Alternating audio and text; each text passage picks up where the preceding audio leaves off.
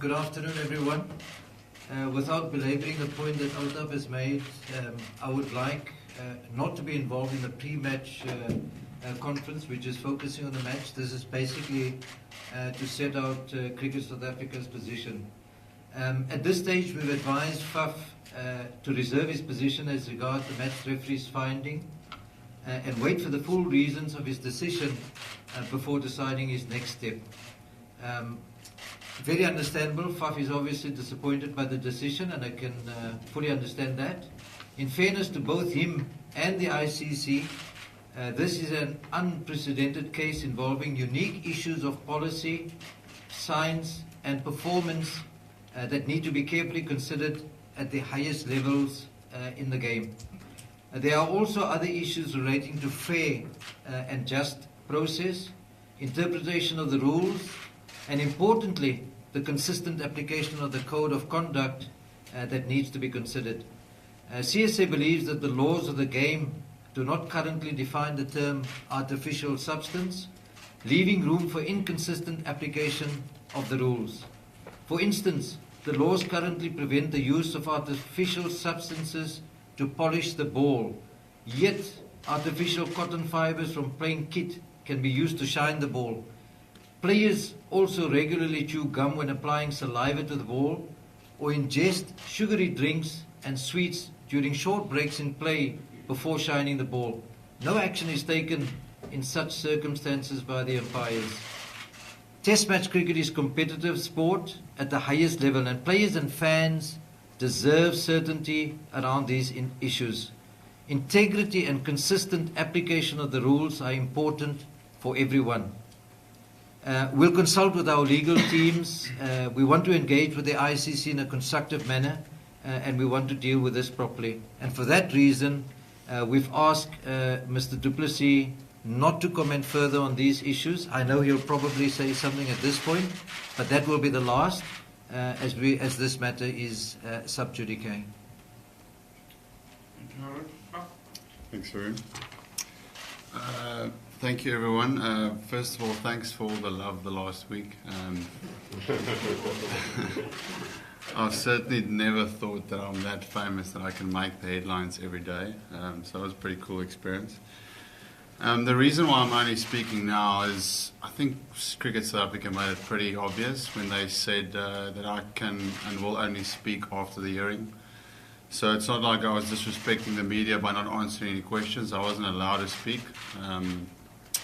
because of the hearing. So I think what happened at the airport was pretty disappointing to see that how things unfolded, because I was never really going to be able to give any answers. So I think we'll leave it at that. As you know, yesterday was the hearing, and the verdict was that I was guilty. I still completely disagree with that. I felt like I've done nothing wrong. I think there's two ways of looking at it. I think you can either look at it versus ball shining versus ball tampering. For me, if you talk about ball tampering, that is something that's wrong. It's picking the ball, it's scratching the ball. Shining the ball is something that I think all cricketers would say is not in that same space. It is something that all of the cricketers do, and I think there will be a lot of emphasis, especially now after this incident, where the game is going, what the ICC is going to do about it. Certainly if I was sitting here and talking about ball tampering and scratching, I would have said to you guys that two wrongs doesn't make a right, but I don't believe in shining actually as being wrong. It's not like I was trying to cheat or anything. I was shining the ball, and I see no problem with that. For me, I question the fact that whether you shine the ball with a sweet in your mouth or where you actually don't see the sweet and the sweet is still there, I think it's exactly the same thing. I think what they're talking about is sugar or sugary substance or saliva, all the terms that are being thrown around. I think that's so dangerous because 90% of the time, cricketers has got sugary saliva, whether we're drinking Powerade, Coke, Gatorade, eating sweets, sucking on jellies. our mouths are always full of sugar. So I think it's just such a grey area in the laws of cricket, and I think it's obviously something that will now be looked at. Us as cricketers, we think that it make a difference, but we know scientists, we're not sure if it even does make a difference.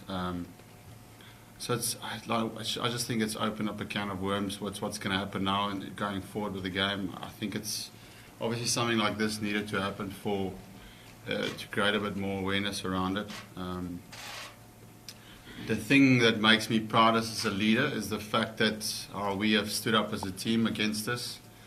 I think if you know the character of someone like Hashim Amla, you would understand that for him to go out and say in front of the press the things that he said, you will feel really strong about it. He's just probably the most honest guy on the planet. So for him to say that, it means a lot. But I think it speaks a lot about our culture and how we don't let any outside noise creep into our space.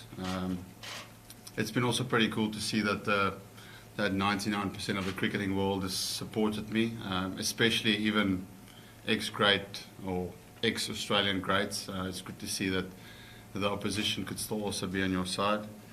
I suppose the thing that's most disappointed about this is I feel that we've come here and we've dominated cricket, we've played exceptionally well. And as a leader, you want to make sure that that takes headlines. So for me, it's been disappointing to see that such a small thing has happened, according to me, and that's taken all the shine away from that. Oh, excuse the pun.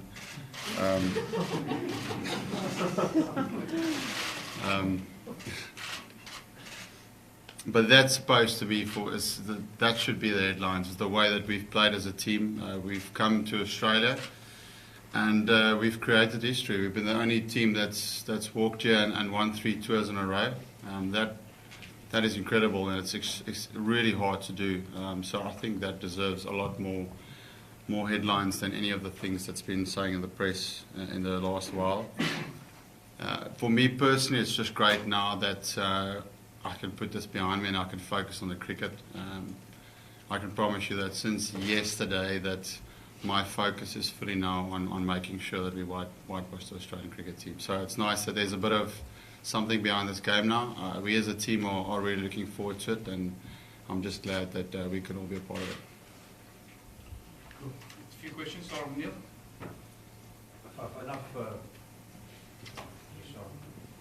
Enough former players have come out and said that it's common practice, but there was a sense that something like this was brewing from Perth. There was so much talk about reverse swing and early reverse swing. Do you think that you were being particularly looked at by a camera, or that they were looking for it, and perhaps you could have been more subtle, like everyone else tries to hide it? Yeah, I suppose that was the difference. I mean, like I said, I wasn't trying to actually hide it. I mean, I put a massive mint in my mouth, and my mouth was that wide open.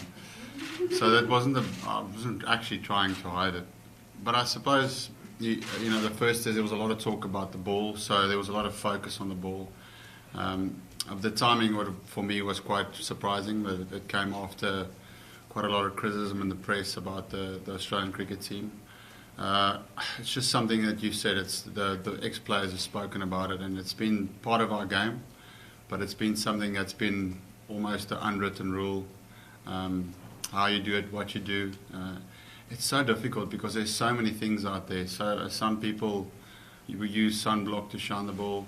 I know of people who carry a lip ice in their pocket and shine the cricket ball. Gum, it's just so many things. So I think it's just so difficult to say what is right and what isn't. Like I said before, to say that when you have a sweet in your mouth, it's wrong. But when you have a sweet in your mouth and the camera doesn't pick up on it, it's okay. So it's just a really massive grey area. Touched on the fact that Hashim stood up and the team, and how much does it actually mean to you when you've seen your side come out like that, and also to go out there on Thursday and win 3-0 now? That's everything as a captain. You want to feel backed up. You want to feel respected. As a captain, that's your ultimate challenge, is to try and get that out of your team. and to get your team to play for you. And that's exactly what they've done. They've stood up and fronted up to the media also on behalf of me, and that means that they respect me as a leader, and I've got a lot of gratitude for that, especially someone like Hashim.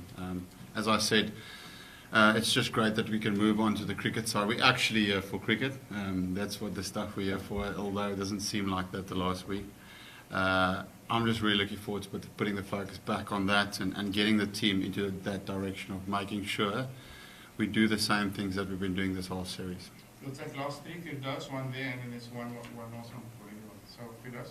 Faf, there's been some other visuals that have emerged in the last few days of other players, like you mentioned, Labais and a few other things.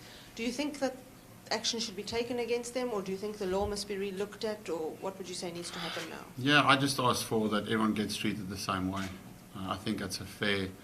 Whether obviously the ICC has taken a stance against me to use me as probably as a scapegoat now, but all you can ask for is that everyone gets treated the same. We will pick up this topic with the ICC. I also understand that, in fact, the Cricket Committee had already earmarked this particular discussion. They next meet, I think it's May next year. But whatever it is, at our next meeting, we want to pick up on this topic. I think it's important that the rules are clear and that it is consistently applied.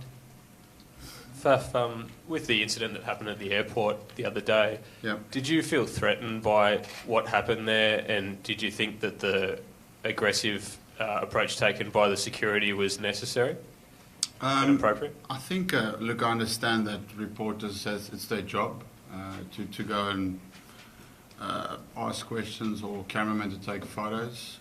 I will tell you that me being in that situation, I did feel that it was there was a sense of looking for a reaction. Certainly it's the security guy's job to protect the player, and there was a few warnings, I can tell you that, from being on the inside on both occasions. So I just felt like there was looking for something to happen, and if you look for something, obviously, so the chance of something happening is pretty big. So I think, just to answer your question, he was doing his job by protecting me. Just on that, do you accept that South Africa has played a role in blowing this situation up with the press conference, with all the players standing behind Hashim, the actions that the security took at the airport? Do you think South Africa is partly responsible for making this into such a big deal? I think because there was a lot of time also between the hearing and the next test match, that gave a little bit more legs to give a bit more kick to it. But that was just purely a sign that they're standing behind their captain and they're backing their captain up, because I wasn't allowed to say anything, and the press wanted to hear something. So that was just great that the team wanted to do that. That came from the team itself. They said they wanted to show that we unite behind the captain. So for me, that's actually a good thing. It's not making things worse, and it's not there to create story. It's just there to back up a captain. Has your reputation been tarnished? It's never nice to be in a position like this, because with ball tampering, it's a real negative connotation that gets put to it. And the term cheat has been thrown around. That's something that I do not take lightly to. It's something that I not at all want to be associated with in any space. And as I said, I felt I did nothing wrong. I was shining the cricket ball. I've been doing that for my whole career, and every single team that I've played in does exactly the same thing, and it's not something that's frowned upon by anyone, not even the umpires. So to make such a big thing, I just think it was a little bit blown out of proportion by everyone. Guys, that's the end of this part of the press conference. Haroon, just a closing remark from your side before we focus on cricket. I think I've mentioned that we want to pick this topic up. I think there's a big academic debate around this. I've mentioned about consistent application. We've got to get that. I am personally aware of the pervasiveness of this issue. I get stories told all the time. In fact, the chief executive of the ICC was once upon a time in the South African team, and I believe he was part of the brigade that shined the ball. So it's not something new. But it's something that needs to be looked at and properly. I think we owe it to the fans, we owe it to the players, that the game is properly administered and consistently all of the laws are applied. There was footage that we've seen of other players in exactly the same scenario. So it's just something that we want to pick up, and we want to say that we need to understand this landscape clearly. We want to define the rules more carefully, and then it must be applied properly. But to label people in the fashion that is being attempted is an unfortunate outcome. It's not something that we would certainly tolerate. We would want to defend people if they're guilty as charged in terms of tampering the ball. That's a different issue. That we won't support. But if they're playing within the rules and they're doing what is necessary to maintain the shine on the ball, then that's part and parcel of the game. But I think it's time for us to move on. I'm particularly proud of where the team is currently. They were very much a transitional arrangement less than 12 months ago. We are here without the best batsman in the world, without the best bowler in the world, as far as we are concerned. And we're proud to be 2 up. There's history potential in the making tomorrow. And I'm sure the Proteas will want to be very much a part of that. Beating Australia in Australia 3-0 is no small achievement. I don't think anybody in the Australian fraternity would be proud of that, because that's just simply unexpected. But for a young team like ours, under a standing captain in Faf, to come and take away all of the honours is something that we can cherish. So it's something I'm looking forward to. In itself, the ping ball day-night test is new territory for the Proteas. It's only the second match in Australia, third one in the world. So it's there's history for many reasons. But I know what the Proteas are looking for. So I think it's time to turn our attention to the game itself. Thank you.